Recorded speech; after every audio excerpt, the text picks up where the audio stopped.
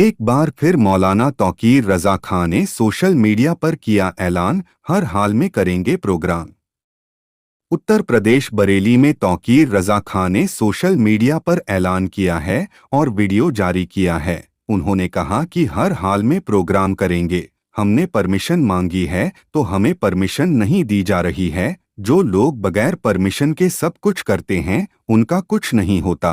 हिंदुस्तान में दो कानून है, मुसलमानों के लिए कानून अलग है और गैर मुसलमानों के लिए कानून अलग है।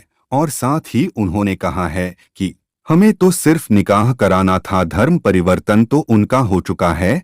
इस बात के लिए हमने शासन से परमिशन मांगी थी, जो शासन ने देने से इनकार कर दिया। आइए दिखाते हैं मौलाना तौकीर रजा खां को। बने रहे हमारे साथ, देखते रहिए न्यूज़ भारत। चैनल को सब्सक्राइब करें, वीडियो को लाइक करें, शेयर करें। रात मेरे लोगों को बुलाया गया, उन पर दबाव बनाया गया, उनसे झूठे वादे किए गए और उनसे ये लिखवाया गया। मेरी मर्जी के खिलाफ ये लोग लिखकर देकर आए कि कार्यक्रम स्थगित किया जाता है। हमने जो तारीख दी थी, हम उस तारीख को ही अपना प्रोग्राम करेंगे। परमिशन अगर नहीं दी जाती है तो हमें इतना पूछने का हक है कि हमें परमिशन देने में आपको क्या दिक्कत है। बाकी लोग जो परमिशन नहीं मांगते हैं वो कोई भी कार्यक्रम कर सकते हैं, किसी का भी धर्म परिवर्तन करा सकते हैं, कानून अपने हाथ में ले सकते हैं, उनके लिए कोई कानून नहीं है। हमें दुनिया को ये बताना है कि हिंदुस्तान में दो किस्म के कानून चल रहे हैं। एक वो कानून है जो मुसलमानों का उत्पीड़न करता है, दूसरा वो कानून है जो गैर मुस्लिमों को खुली छूट देता है कि वो कानून अपने हाथ में लेकर कोई भी हरामकारी कर सकते हैं और बदमाशी कर सकते हैं।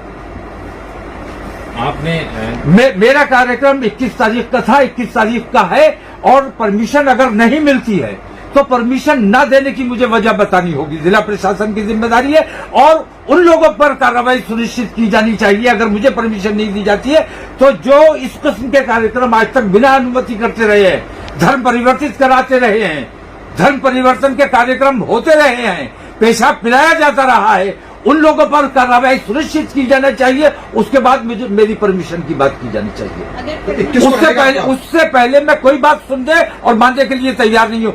जो लोग कानून अपने हाथ में लेते हैं उन पर कानूनी शिकंजा कसा जाना चाहिए। डीएम साहब की यह जिम्मेदारी है कि डीएम के अधिकारों का हनन किया गया है। मंदिर में बैठकर उन्होंने स्टैंप लगाकर सर्टिफिकेट जारी किया है, ये डीएम के अधिकारों का हनन है। जो काम डीएम का है वो डीएम को करने दिया जाना चाहिए। डीएम साहब को इसमें संज्ञान लेना चाहिए था, कप्तान साहब को संज्ञान लेना चाहिए था, शासन को संज्ञान लेना चाहिए था, लेकिन आज तक नहीं लिया गया। एक मैं मामूली सी परमिशन मैंने मांगी है, उस पर इतना हंगामा किया जा रहा है, जबकि मैं कोई धर्म परिवर्तन का कार्यक्रम नहीं कर रहा हूँ, मैं सिर्फ निकाह का कार्यक्रम कर रहा हूँ। पर आपकी तरफ से जो परमिशन मांगी गई थी उसमें कहा गया था कि कुछ इस्लाम धर्म कबूल करना चाहते हैं, उसके बाद उनको सामूहिक निकाह। मैंने देखिए, मेरी रिकॉर्डिंग मौजूद है, उसमें मैंने ये कहा है कि वो अपनी कार्रवाई मुकम्मल कर चुके हैं, पहले से रिलेशन में आपस में है और वो तमाम मामला अपने कर चुके हैं, धर्म परिवर्तन कर चुके हैं। अब उन्होंने कानूनी प्रक्रिया कहाँ तक अपनाई है वो सब मुझे देखना है, लेकिन सबसे पहली मेरी जिम्मेदारी ये है कि जो हरामकारी हो रही है उस हरामकारी से रोका जाए, उनका विवाह किया जाए। फेरे लगे, कितनी मुस्लिम लड़कियों को आपने मुसलमान से हिंदू बना लिया, हमने कभी एतराज नहीं किया, हमें कभी कोई शिकायत नहीं की, हमने कभी इसके खिलाफ कोई ज्ञापन नहीं दिया। लेकिन मैं सिर्फ धर्म परिवर्तन नहीं करा रहा हूं, सिर्फ इतना चाहता हूं कि जो लोग हरामकारी कर रहे हैं उनको हरामकारी से बचाया जाए, बेहयाई बेशर्मी से बचाया जाए। तो निकाह की परमिशन मैंने मांगी है, निकाह की परमिशन नहीं देने की मुझे वजह जब तक नहीं बताई जाएगी तब तक मेरा प्रोग्राम अपनी तारीख पर रहेगा। तो क्या जो उसमें धर्म परिवर्तन की बात कही जा रही थी वो धर्म परिवर्तन नहीं होगा, किसी तरह का कोई नहीं? धर्म परिवर्तन, मैंने कहा ना कि हम कानून के अंतर्गत रहने वाले लोग हैं, हम संविधान और कानून की हिफाजत करना जानते हैं और हमारी हत्तल इम्कान ये कोशिश रहती है, अपने लोगों को भी हम ये समझाते हैं। मैंने अपने यहाँ ये पाबंदी लगाई हुई है कि इश्क के मामले में या किसी लालच के मामले में अगर कोई मुसलमान होने आता है तो उसे मुसलमान नहीं बनाया जाएगा।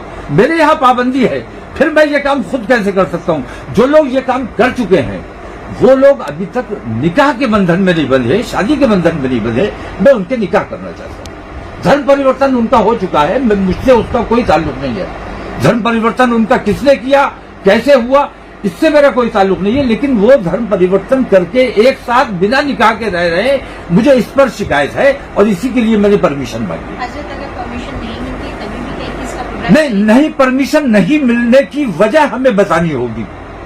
क्यों परमिशन आप हमें नहीं देना चाहते?